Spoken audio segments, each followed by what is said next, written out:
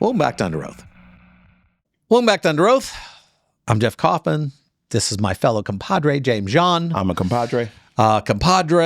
Cruise connoisseur. I am. I got offered a gig in Vegas. Congratulations, first off. Yeah. Okay, nice. And it's gonna be this month. And the goal is always to play at Vegas Casino, just once. Correct. And I've played a lot of rooms. Mm-hmm. But to be on a Vegas stage is a milestone. Seems insane to me. Well, okay. Second milestone, because you, sir, got to open up for legendary comic George Wallace. I like opening up for comics more than I like headlining. Okay.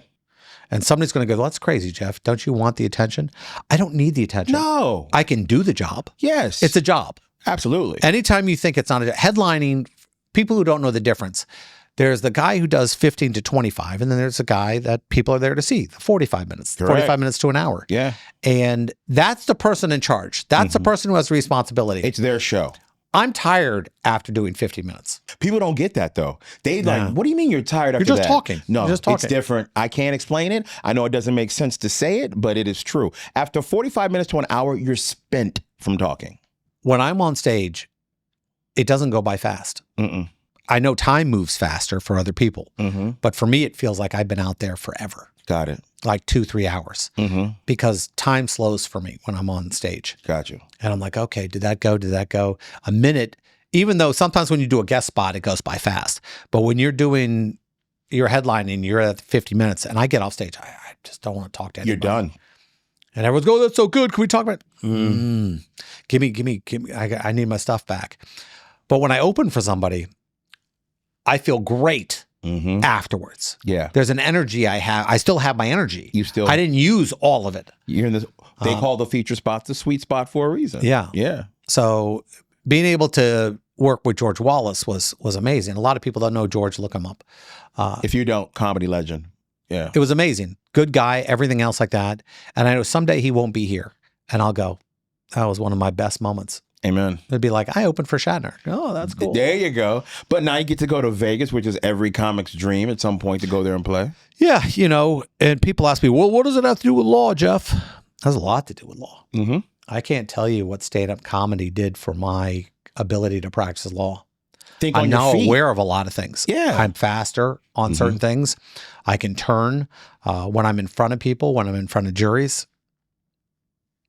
Whatever trepidation I might have had, I'll be fine. There you go. And that the confidence you have in a courtroom is times by 3 or 4, because when you fail in comedy, it's rough. It's rough. Dealing with that is a beast. Yeah. And, having the emotional fortitude to be able to survive that. I mean, I was in a closing, had to turn in the middle of a closing. And because stand-up allowed me to do that, I wasn't panicking. I was able to deal with it, and I felt good about it. And I think stand-up has helped my ability to practice law. That's amazing, I'd say probably it's doubled my skills. And I love that. I love that stand-up helped you become a better lawyer. Yeah. That's awesome. And people talk to you, and you see situations differently than you did before. And I've always had a lot of empathy. But now when I think of something that needs to be said, I go, how do I want to put that out there? There you go. Instead of just putting it out there, I now go, what is the maximum effect I can have off this? And that's stand-up. All right, what's the legal part of this segment? Okay, man. Legally Screwed. I got a good one for you, because this goes along with my favorite kind of videos, or cop videos. Okay. Can a Georgia State Patrol officer legally grab my phone to stop me from recording and threaten arrest if I don't sign a citation immediately? Here's the whole scenario. I was pulled over for speeding, passed field sobriety, and breathalyzer tests, but the officer stopped me from recording, threatened me over signing, and seemed to abuse his authority. I want to hold him accountable, and I know my rights. Respect my authority. I love these. Yeah, I want to poofs. Yeah. Yeah. So when you get stopped, the first Kaz moms. No. When it comes to recording. Okay. First off, let's do the signature thing. Okay. You have an obligation to sign the citation. Okay. Okay. That's a rule. That's a rule. Got to sign it. Doesn't mean you're admitting to it. It means that you've accepted. That's saying that I gave it to you. Got you. To be able to show that this is how to show up in court, to prove that I actually was given it. Correct. You have to sign it. If you don't sign, you can be. Yes. You can't. Okay. Yeah. All right. All right. Now, the filming thing. Filming thing's pretty clear. Okay. You are allowed to film, but if it's affecting the stop, the officer can say, listen, I can't do my job because you're not doing yours. I have to relay this information to you. You're not paying attention to me. I can't go through. I can't investigate properly. That's the argument you can make. But I'll tell you this. We've gotten a lot of feedback on this from police officers. Talk to me. And most police officers go, we love it. Okay. All we right. love it. We have our own cameras. Doesn't affect me. Okay. I've been taught that I'm fine with it. And that's what a cop should say, right? Okay. If you are the police officer who is upset with me right now, you're the problem. Okay. You're the one who makes all police officers look bad. There you go. You're the one who makes the mistakes. You're the one who misquotes law. You're the one who go, well, it's illegal. If you don't know what the law is, don't guess, because you just look like an a-hole and you look like an idiot and you're going to lose your job. And how many police officers lose their job because they go, well, you're not allowed to film here. You don't know. If you don't know, ask. Call your boss. Yeah. Call it. You're not the one where they go, get your supervisor. You don't have to get your supervisor, but you know what? You can call them. Good. And I've seen guys on the scene go, hey, listen, we have this issue, blah, blah, blah. And I will give you the perfect example of this. When I was a public defender a long time ago, and I worked for the state attorney's office, I worked for a public defender, I was a criminal defense attorney. Now I've done accident law for years. They put a new cop on the scene. Oh. And they're dealing with escorts. Oh, okay. So he goes into the hotel room and the two girls are there and he goes, I want to pay for sex. And they go, well, and the girls have a weird feeling about him. They think it might be a sting. They go, well, we're not going to pay. You could pay us to have sex with each other. Oh. And the officer was like, yeah. And he realized it wasn't solicitation. Because they weren't selling him sex. Right.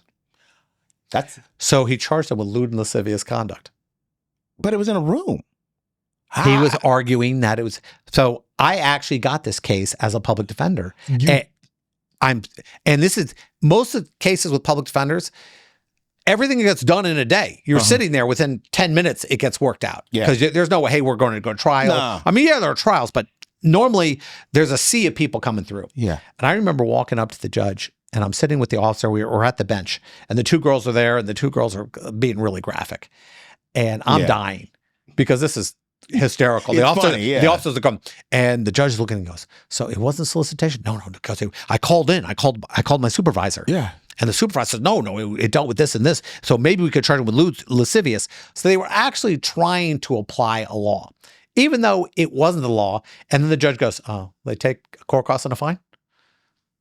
And the girl said, yeah, we'll take it. Yeah, sure. And I was like, well, I guess we could fight it because it's not lewd and lascivious if you're in private, but they wanted it over and they were willing to pay $50 to get it over. Oh, come on. Yeah. So they were like $99 at the time. So they're going, yeah, we'll get this over for $99. How poetic is that? The two hookers paid $50 to get unscrewed. Come on. Think about that. That is poetic. Yeah. If you're an officer on the road, it's not offensive to call somebody for advice. I don't think so either. Get back and you go, hey, can I, or you got a buddy who's been on the force a year longer than you have. Ask for or help. Something. Say, listen, is this right? Before I look like an a-hole, because, we have our cameras on. Yes. And all right, real quick. If the camera doesn't work, the majority of the time you did it. You turned off your camera. Oh, you're saying if the camera's not on, they turned it off on purpose. Yeah. These are the equipment is brutally expensive. I've heard. And I can sue a company. Let's say I get pulled over and the camera cuts off in the middle and they say, well, that was because of a malfunction or something like that. You can sue the company. I could sue a company. I don't say would I be successful fully, but I could sue that company for negligence. Got it. I didn't even think about that. Or product or, a lot of different issues. But the fact is that camera doesn't work and I've had these issues. Remember, we just recently had this golfer who got stopped and they said he did all these things. Yes. And the camera didn't work. And remember what I told you? I'm going, BS. Yes. Yeah. That camera didn't work. Yeah. Those are expensive. Those aren't cheap. No, they work. And suddenly it somehow got worked out. Ah, okay. Okay. Because the first thing I said, hey, you got cameras. You got cameras in the car. You got cameras all over. Mm-hmm. Show me the footage. Gotcha. And that's why the footage exists. And the footage exists because it also reminds police officers who might not be on the up and up to not do dumb things. Because you're being watched. Because they know. Yes. And sometimes being watched, like, for example, in a bar. The cameras that are over the bar aren't meant to protect. It's to deter. It's to deter Yes. the employees from stealing. Correct. Okay? People Correct. think those cameras are up there. Oh, this will stop a fight. No, it's to make sure that my rob bartenders me aren't stealing. blind. Yeah, man. If you're a bartender, you're going to go, what? Oh, you know. Sorry. You know. Sorry. Yeah. Sorry, not sorry. Yeah. 2026. Hard to believe. Woo. I hate it. We got it. Hate it. What do you mean? Hate it. I hate You the hate new the year. year already? I It hate the just new started. year. I hate the new year. You hate the holiday? No, I just hate that it's a new year. Every year it's a new year. Oh, you just don't like getting old. Yeah. Oh, Christmas lights come down. I hate when they go up and I hate when they come down. it's like closing a chapter of your book, right? No, it's like It's like, oh, one more chapter is done. I don't like it. I don't like feeling like another year passed because I'm going, did I do enough? Oh, you can never do enough. I think you can. I No, think I look at things. no. People always ask me, Jeff, how do you do what you do? I do enough. I do a lot. I do a lot. I think you did. But you time watch, passes. Did you watch a Star Trek marathon? You're talking just like Shatner now. I just feel. Yeah, but No, see, there's a difference. was there- There's Star Trek Shatner and there's real Shatner. There's the difference. I know the difference. I've interviewed the dude. I want you to know it's not the real thing. There's I just feel. That's James Tiberius Kirk. The real Kirk goes, I don't know. Do you feel this way? It could be. I feel good. I feel good, Jeff. Do you like this? You do look good, Jeff. See, it's more like he's having a conversation and you don't need to be in the room. with himself. Yeah. Yes. Yes. You know, we Bunch of just rhetorical feel. questions. Well, they say that 1967. good actors are people who just overact. Like that's the key to being a good actor is Exaggeration. you overact on everything, and that comes across, I guess, as good acting. Like you and I just talking right now, this isn't good acting. This wouldn't play well on a film. But if we went way overboard, like you just did, I just yeah. feel. that plays well on the film, I guess. I don't know. I think certain guys like Breaking Bad. I think we now like the quiet hero, and we always kind of did. I mean, look at some of the greatest guys out there. Clint Eastwood was one of those guys. Oh yeah, And when we realized, John Wick, that first movie, he said like 6 words. It was great. Keanu, stick with the formula. yep. I always hate when they go into too much dialogue, especially in these action movies. It used to be cool. They had the great catchphrase. We don't have catchphrases anymore. Yeah, they've been all used up. I mean, there are no more. Can you use up all the catchphrases? Yeah, we use them all up in the 80s. Like I would love The right. 80s. We bastardized everything in the 80s. I always imagined that these celebrities would be upset by it, but then I saw this thing with Matt LeBlanc, and he was talking about how it paid for his home and everything. He goes, "Oh, I love a catchphrase. Bought my last house. I love that. I love the idea that a catchphrase can make you rich." And we used to have good ones. Remember this one? Did I do that? Oh yeah, that was from Urkel. What you talking about, That was- Willis? Yep, remember that. Dynamite. I know, mate. I can see JJ Walker doing it right now. Hey, Fonz. And once an episode, he did the A, and we'd lose our mind. Oh yeah, the Fonz. Hey, cool. Sit on it. Remember that? Oh, now we don't do it anymore. Yeah. Bruce Willis, yippee-ki-yay. There's so many great lines, and we don't have them Sanford anymore. and Son. Remember he calls that What dummy? you talking about? We John dummy. Hold on. We got a son dummy. I'm embarrassed because I knew a lot of these Sanford and Son lines, but you feel kind of racist when you do it. Like Fred Sanford, when he used to go after Esther, and he goes, "Your face and batter would make gorilla cookies." It was funny. You so ugly. There was always a great. I remember the Jeffersons. Oh yeah, Sherman Hemsley. Yeah. He had the walk. Yeah, he did have the walk.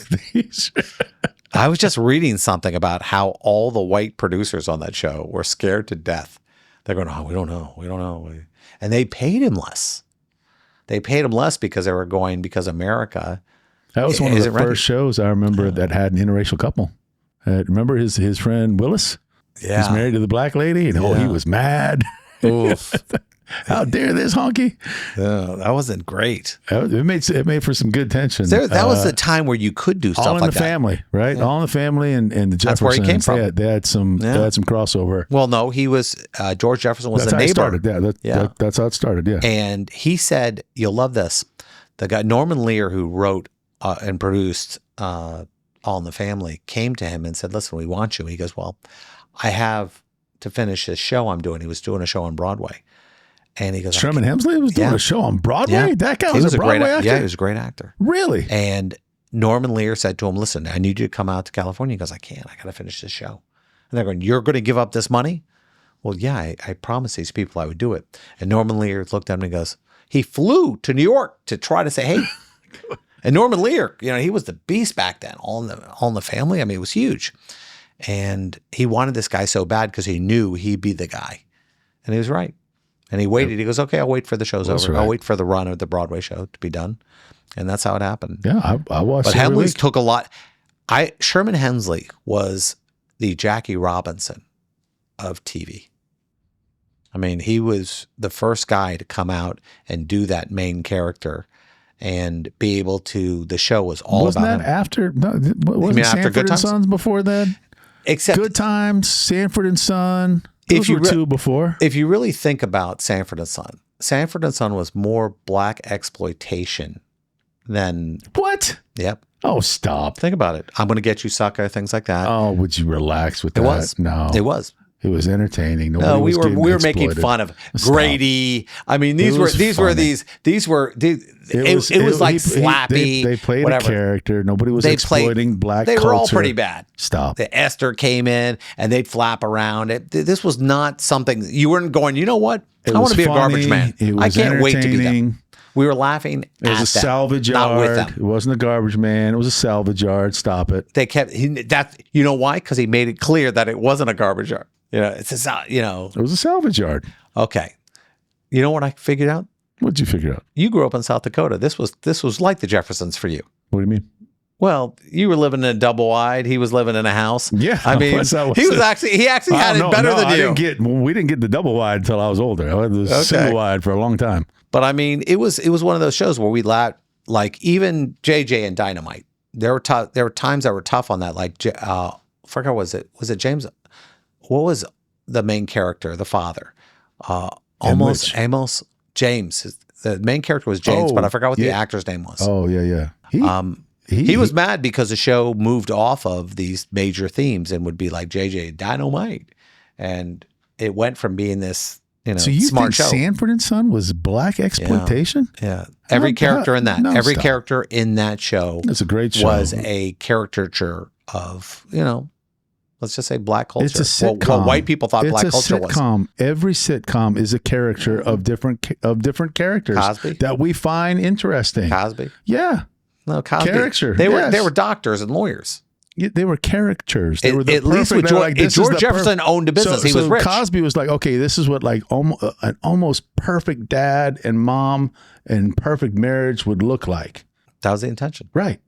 But Sanford and Son wasn't trying to portray the perfect marriage. They're trying to portray, hey, this is what it would look like for a guy that ran a salvage yard with his son. Oh, Grady, the people And that his friend. Okay.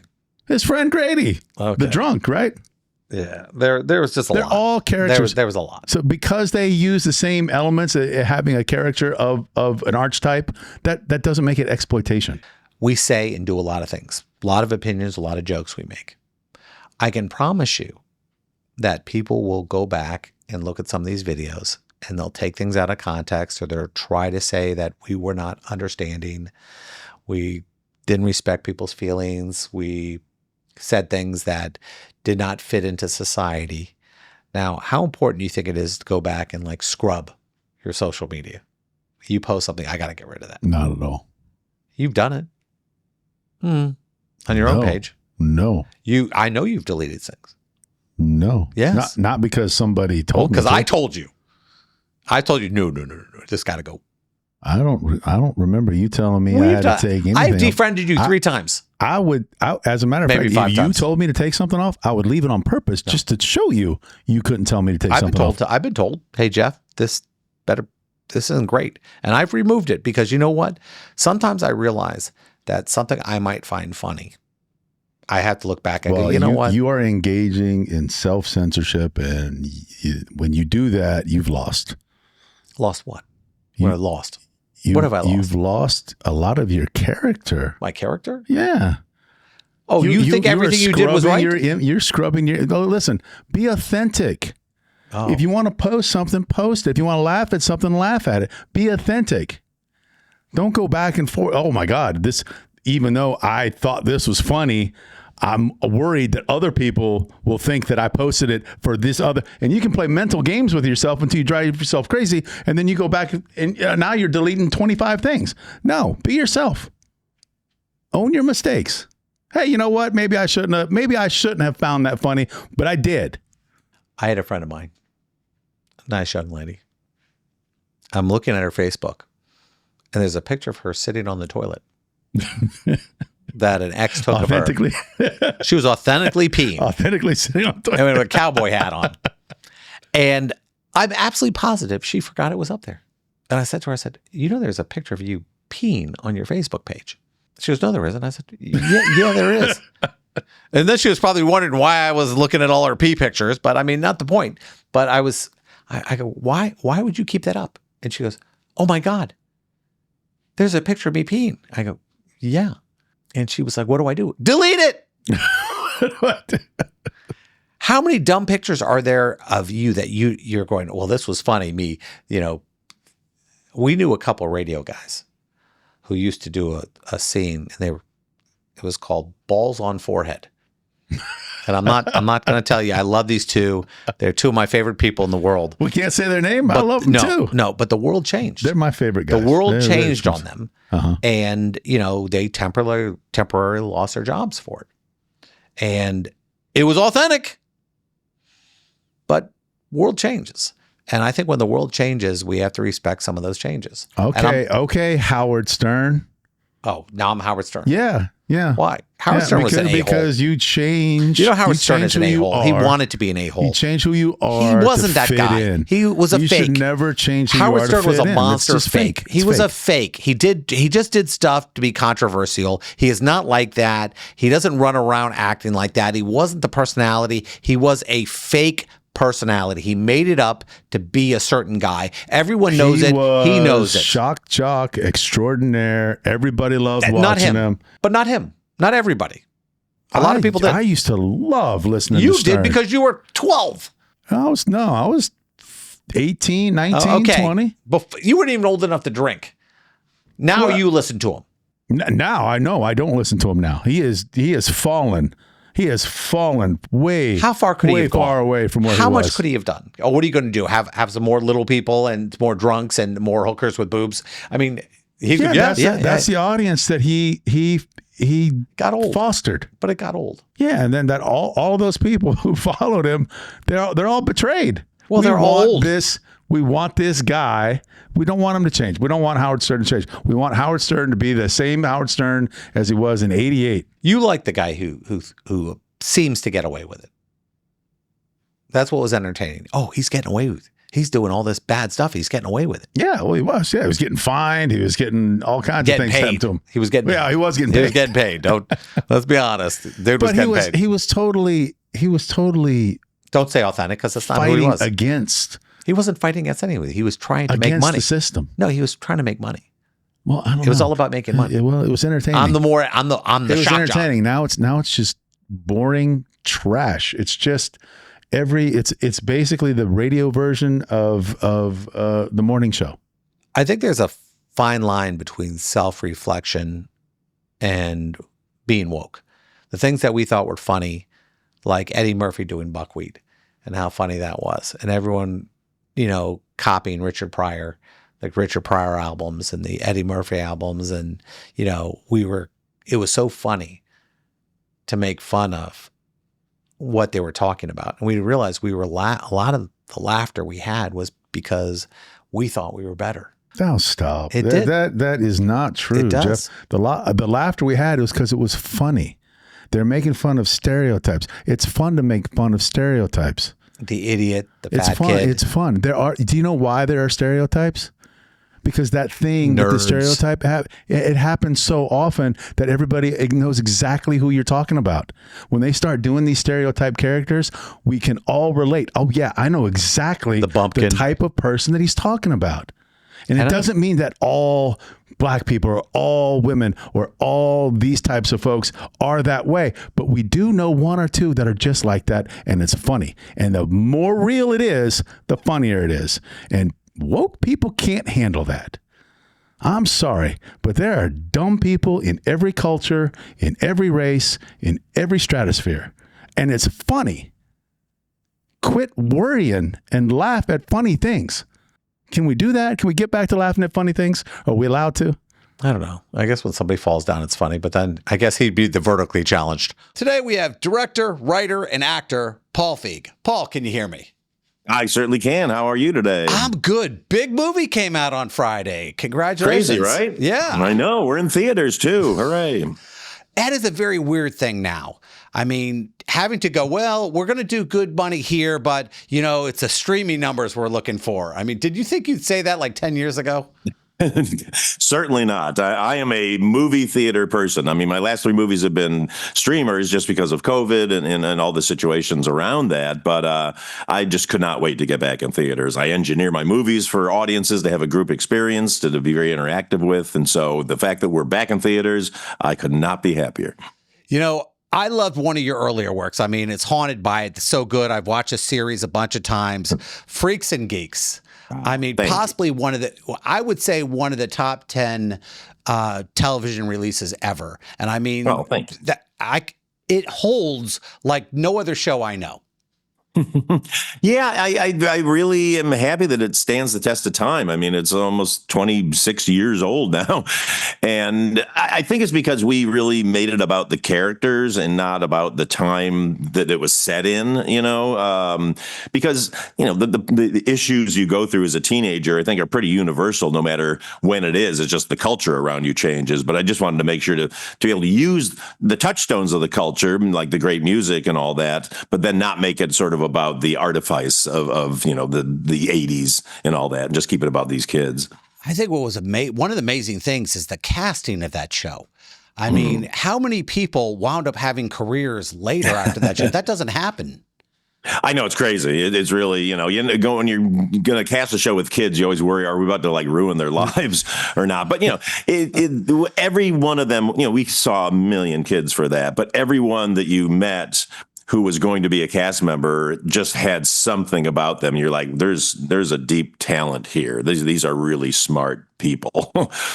I mean, I love that concept, but I also love how you move in and out of different shows. I mean, you go from comedy now to, let's call this a thriller, The Housemaid.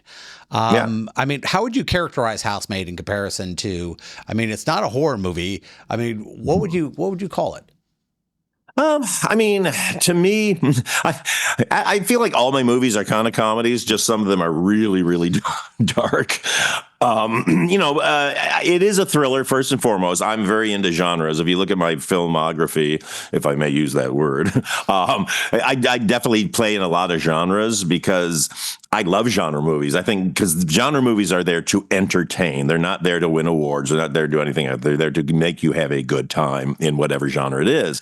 And so I just like to go into that genre and figure out how can I stay true to the genre, but still bring the fun to it, you know, because I love old Hitchcock movies, and Hitchcock movies work so well because they're so suspenseful and they're scary and all that stuff, but they're also kind of fun, you know, and there's funny characters and there's funny moments. That's what I want. I don't like any movies that take themselves so seriously that there's no room for the audience to like have a good time.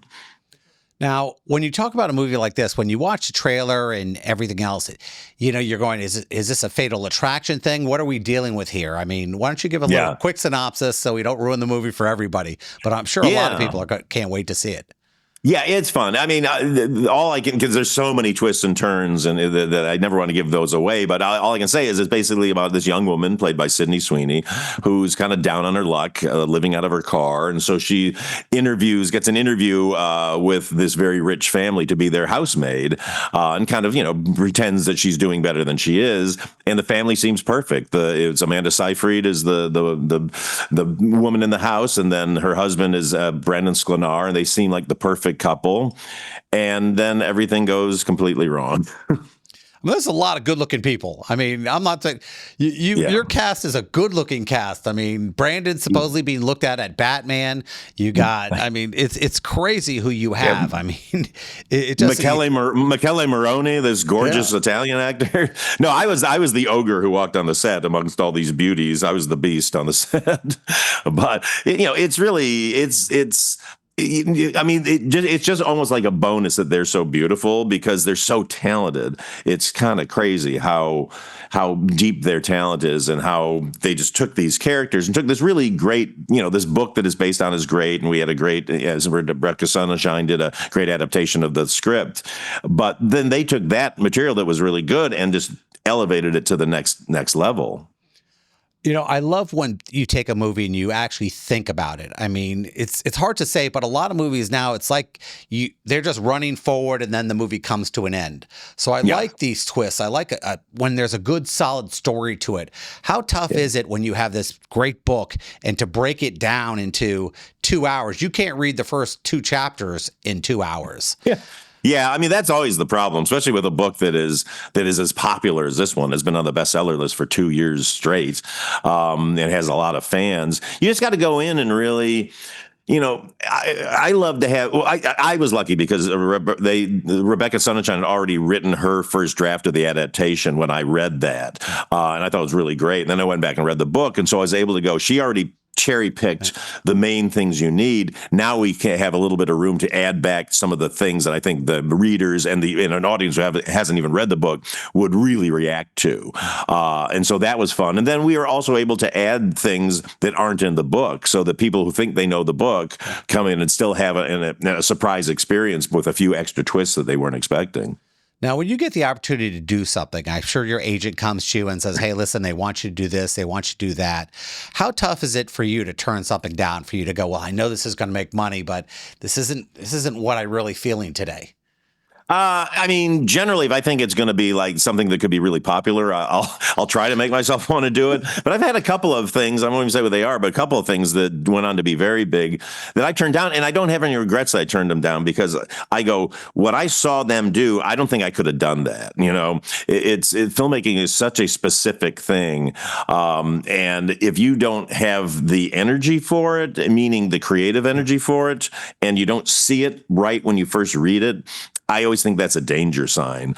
And I never want to force myself to do something that I think somebody else could do great at that I might not do as well at. So, it's like literally it's like picking a spouse, because you are going to live with this thing 24 hours a day, 7 days a week. It's in your dreams. It's all you think. It's all you eat and breathe.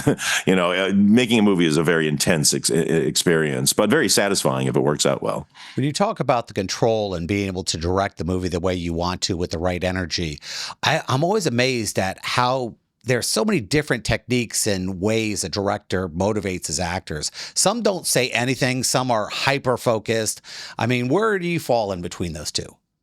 I try to get out of their way. I'm very much about the casting is a huge part. So once I have the cast, I know they're going to be good in the roles, and then it's adjusting the script to what they do. So by the time I get to the set, it's a good fit. So I want to get out of their way. So I don't rehearse or anything. We just get the set. I kind of set up the cameras, and then I just, let's just start. And they'll go and they'll do what they do. And then in my head, I'll usually have like, I want something different than what they're doing or something extra to what they're doing. And so then I just slowly give like one direction at a time. Like, let's try it again, try this, so I'm trying to slowly move them towards what I think I want. And so by the time I get to that point, I've got like 10 different takes that are all very, incrementally different. And then I have all that for when I go in the editing room to figure out, was I right? Were they right? And most of the time they're right. I mean, usually their early instincts are exactly what I should do. Although my favorite situation is if I move them all the way to something, and then when I say, okay, we got it, and they go like, oh, I have an idea. Can I do one more? That's usually kind of the greatest, because now they've synthesized both their ideas and my ideas into something that hopefully is kind of the best version. Now, when we talk about directing, I hear these horror stories about a director going, I've got to give a note. I don't know how to do this without offending the actor. I mean, without mentioning any actors, what do you think the toughest note you ever had to give was when you're going, oh, God, I got to tell this person? Well, it was more when I was directing television, where as a director, a lot of times you're sort of under the thumb of the showrunner or the writer. And I was working with a very famous comedian who had a very distinct delivery, the way that they talked. And they were doing this joke, in a way I thought was really funny, and it was their style. But this showrunner, writer kept saying, no, he's got to say it like this. He's got to say it like this. So I can keep going in, delivering these, trying to get this person to go to sound like this writer. And it was like 15 takes. And finally the actor got really mad. And I was just like, and I went back to the showrunner. I said, like, you go in and tell him, because I think you're wrong. I think what he's doing is better than what you want them to say. And so that's, I found frustrating when there's inflexibility with a writer. That's why I always want to do movies, because then I'm in charge, which is much more fun. You say that, and I have so many of my friends, they're producers and directors, and I'm also an attorney and a stand-up, and they'll come to me, they'll say, Jeff, I've got this problem with this guy. He wants to put his finger on everything I do, and, I'm in control, but if it blows up, it's going to be on me, not him. There are so many people who want to be able to take credit for certain things. I mean, how do you possibly keep that at arm's length?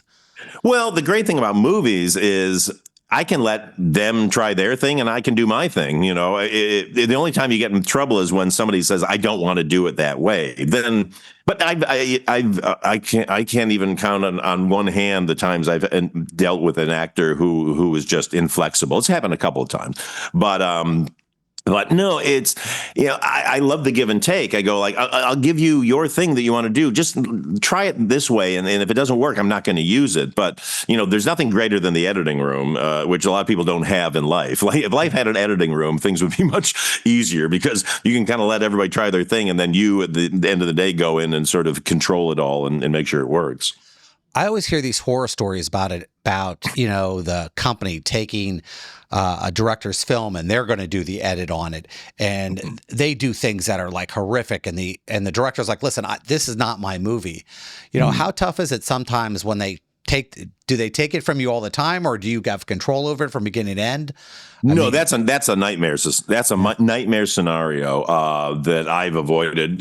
That only happens when you become so inflexible and not collaborative with the studio that you just stonewall. Then they will take it away. But that's really, that's a bad situation. Unless Harvey Weinstein is always famous for going and cutting his own version of movies behind people's backs, and that's terrible. You want the unifying voice, but again, you need to.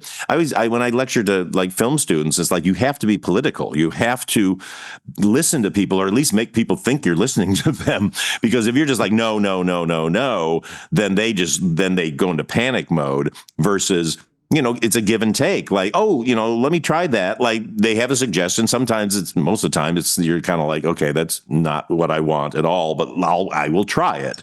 And if you go, look, we tried it and it doesn't work, and they see that you tried it, then it's like, it's fair. Everybody wants to be heard is the thing. And the minute you don't let people be heard and don't let them do their job, which is their job is to give you ideas and kind of, oversee you, then you're in trouble. So you just got to be political about it.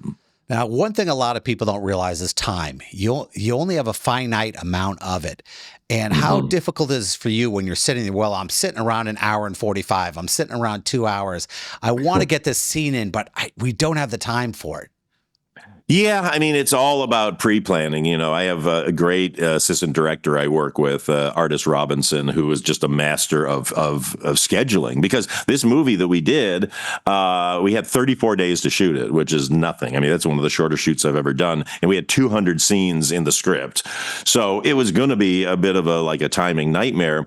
But he and I worked together so many times that he knows these scenes I'm going to need a bunch of time for, because there's a lot of heavy lifting as far as the dynamics and the dialogue and all that. But then there's other things of like somebody walks into a room and picks something up. So you're horse trading the whole time to make sure that you have the time to do what you do.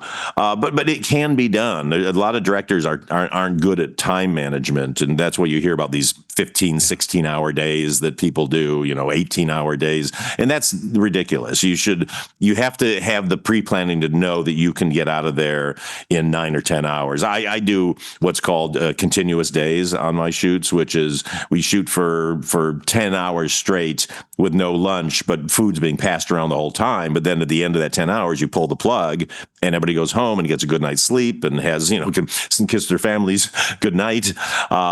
So it can be done. It's just, but I always say to film students, buy a nice watch because you're going to be staring at it all day.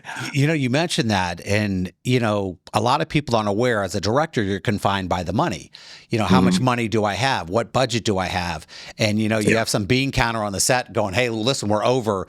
The extras are going to get paid this much. This is going to be." How difficult is it for you to go, I have this creative thing, but I'm also being bound by the money?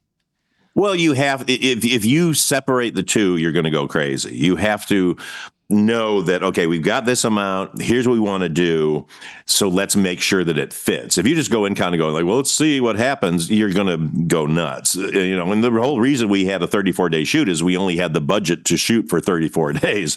But I knew what I wanted, and so I was able to get it all. We had one situation with a scene in a Broadway show that we didn't think we didn't have the schedule for, we didn't have the money for, but so I kind of cut it out of the script. And then when Sydney Sweeney saw that I did, she was like, "I think we really need that scene." I said, "Well, you got to help me then with the studio." And so I was able to be able to say to them, "Look, Sid really thinks this scene's important, as do I.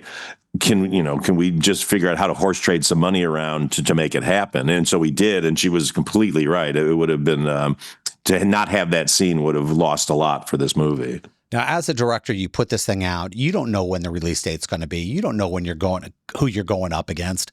I mean, I'm sure something went through your mind. You're going, "We're opening our movie the same weekend as Avatar, huh?" I mean, it's called counter programming, my friend, which has been almost every movie I've ever made. It's been called counter programming. Yeah, you know when you're coming out against a blockbuster, you're not going to win the weekend, but you just kind of go, okay, we'll be the alternative for people who, not everybody wants to see whatever blockbuster it is coming out. Some people want something different. And so if you can have a compelling thing that is something different, look, one of these days, I'd love to have the blockbuster that everybody wants to see first. But you know what? I find sometimes those movies don't stand the test of time the way that, a movie like Bridesmaids does, or, The Simple Favor, or hopefully The Housemaid, or Last Christmas, some of my movies, which are all, again, considered counter programming. Yeah, well, they're fantastic movies. I mean, some of those were, you're haunted by those movies years later. That's how good they were. Now, as a director, the casting, like my daughter's, she's 20 years old. She's in school to become an actor. And I try to give her as much advice as I can, but I like to go to people who actually are killing it right now. How do you decide when you're choosing an actress or an actor, during the audition, is there something that you look for when you're casting somebody? You're just looking for something that you can't explain. You just, I was an actor for a long time, and here's the best advice I can give your daughter and anybody else who's an actor out there: go in, do your best. If you don't get it, it's not you. It's just, we're looking for something so specific, and it's just a quality that you just know it when you see it. I mean, for supporting, even for like a supporting character, even for like a character that has like 3 lines, you're just looking for some extra thing. And I used to beat myself up when I was an actor I'd memorize the lines and have them all down, and then I'd be doing it, and then I'd stumble over a word, and then I just, flagellate myself the whole way home, going like, oh, if I didn't stumble over that word, I would get on the roll. And it's like, no, now I've been on the other side.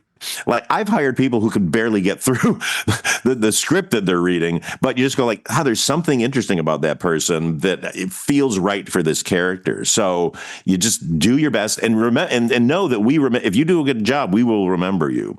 And I've had so many times when like 3 movies later, it's like, oh, remember that person that came in for that one role, 3 back? Like, let's just give them the role because I think they were really funny for this, could be funny in this thing. Well, I can't tell, Paul.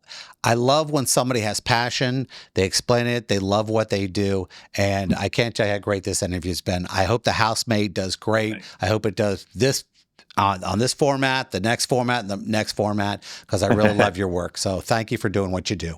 I truly appreciate it. Thanks so much. Well, that wraps up today's show. I'm attorney Jeff Kaufman. Thanks for joining us. Special thanks to my 2 co-hosts, my good friend, professional comedian James John, and my law partner, Craig Lind. This show is sponsored by Kaufman Lind. If you or someone you know has been in an accident, contact us at 407-500-JEFF or 407-500-5333 for a free consultation, or visit us at whenyounneedus.com.